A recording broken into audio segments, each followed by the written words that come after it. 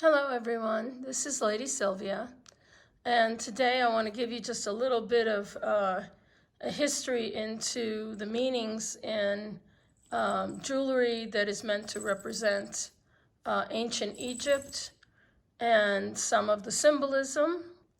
We covered the Greek gods and mythology use and cameos, and 3,000 years before the Greeks and Romans had their civilization, the Egyptians already had great civilizations and pyramids and great pharaohs and made their mark on history.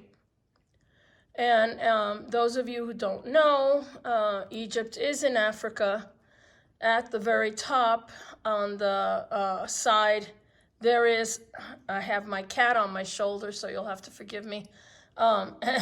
And that cat in the frame, go down, Zorro.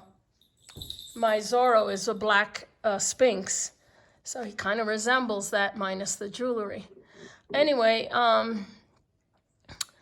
the Nile yearly floods the plains on the both sides of Egypt, which gives very beneficial soil and changes, which helps their agriculture, and basically without that they would have nothing. The people could have starved. And it floods annually, and as it recedes it leaves silty soil, which is what they use to grow their crops. Anyway, they have several different gods and creation myths. And of course, one of my favorites is the goddess Basset, and that's who's represented in front of you. And all cats were honored by the Egyptians. I mean, they were family.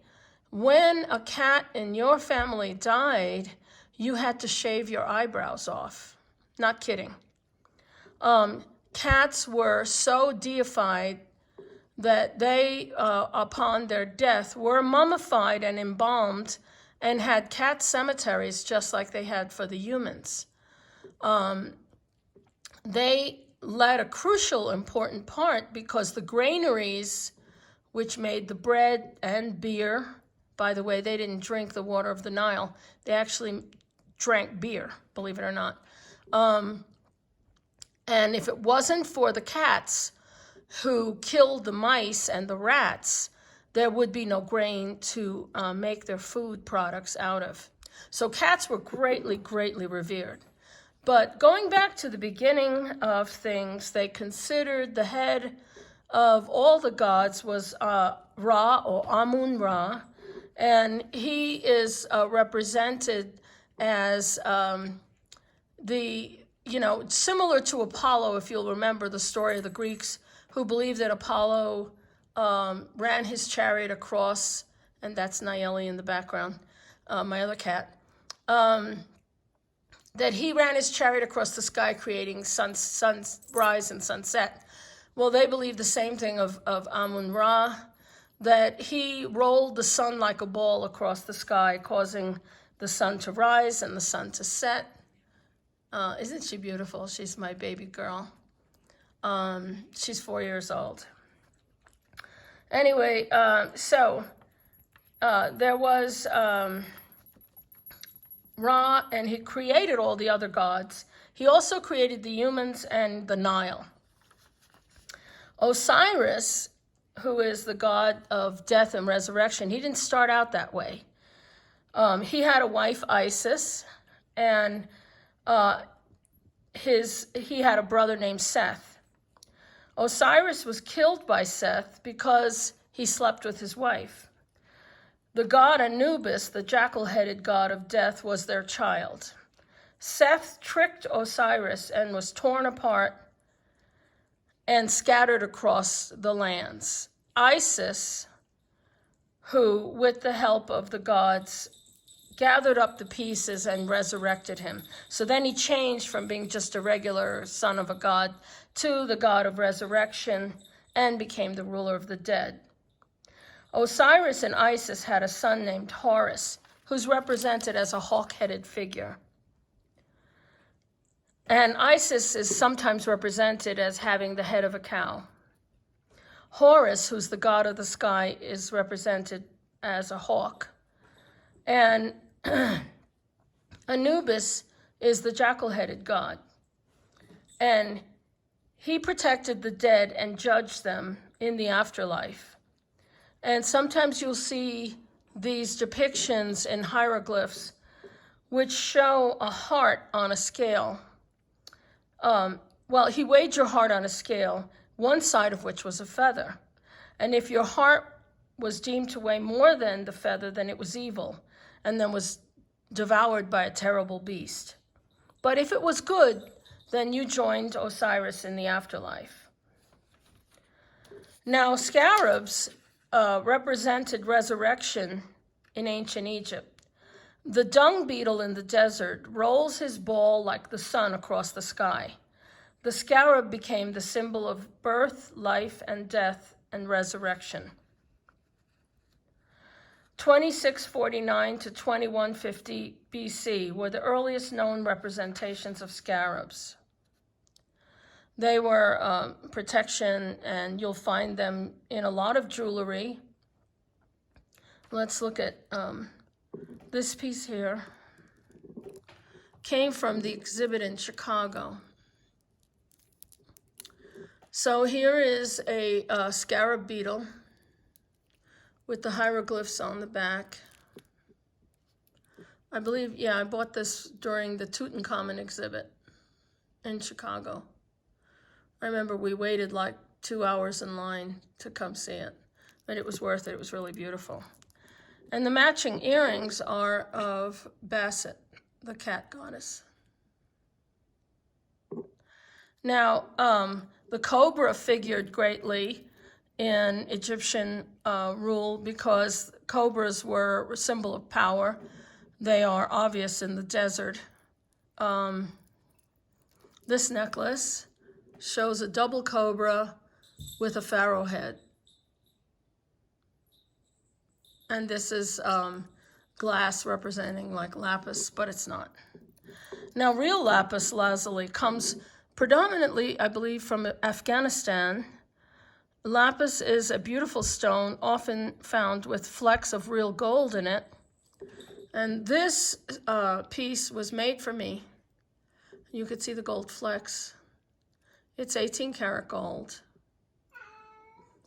And there's the clasp. I believe this was made, there was a company, I think it was called the Museum Company, in San Francisco maybe. Anyway, they made reproduction jewelry of all major museum pieces. But they also offered to make oh man, what's the name of this thing again? It represents my name in hieroglyphs. So there's a feather. Of course, I don't know how to speak ancient Egyptian, but there's the hawk at the bottom. Anyway, they made this a long, long time ago. Has to be 20 years ago, maybe 21 years ago. My husband had it made for me, and it is 18 karat gold, and that's real lapis. Now then, I have this necklace, very long, and it is all scarab beetles, like 32 inches of scarab beetles.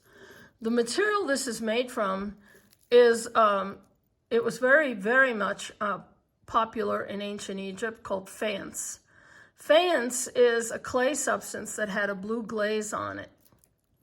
The blue glaze to represent both the Nile and the fact that it represented an image like turquoise, although it was much more inexpensive than real turquoise. Turquoise was at that time still a very rare stone and hard to find.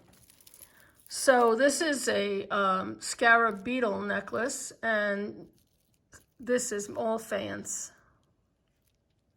And you'll find a lot of replica jewelry representing, Egypt and ancient Egypt and stuff, made with faience. And you can buy big ones, little ones on pendants and chains. but that's what that is. And so the scarab is often found in the tombs because it was a symbol of Osiris and the resurrection of the dead. They did believe in that. And sometimes you'll see there's these little tiny figurines of a person. Well, it looks like a little Egyptian person, but they're called Ushaptis, and they would put those in, sometimes hundreds of them, in the grave of the pharaoh, because they believed in resurrection. And when you got resurrected, you could party, you could eat, and so these would be servants that you would call to life. And they would serve you, serve your food, take your bath and do all the things that a pharaoh had, because pharaohs had it all. And so you could make an incantation and poof, what was once stone becomes a person. And they believed in that. They believed in embalming and that through incantations you could raise the dead. And their work with embalming people is why you have the mummies that are visible in museums today. So my friends, if you have pieces you'd like to talk to me about, I'd be glad to talk with you about any Egyptian pieces you might have. I'll tell you something, as a kid I was a total weirdo. I spent most of my time at the public library. By age 12, I was like devouring books on Egyptology and the Book of the Dead and all that. I was such a weird kid. But it really made me see that there were civilizations out there that had such amazing, amazing things that were going on thousands and thousands of years, even before the Greeks and the Romans. I mean, by the time Cleopatra came around with her dalliances with Caesar and Mark Antony, that was towards the end of the Ptolemaic period. And so, as famous as her story is, and, she supposedly committed suicide with an asp, which is a poisonous viper snake, that was towards the end of the Ptolemaic period. So it was long before that. There's many other pharaohs, and it goes on and on and on. If you're ever interested, you could look it up on YouTube, some of the ancient histories of Egypt, which is fascinating. I just can't get enough of it.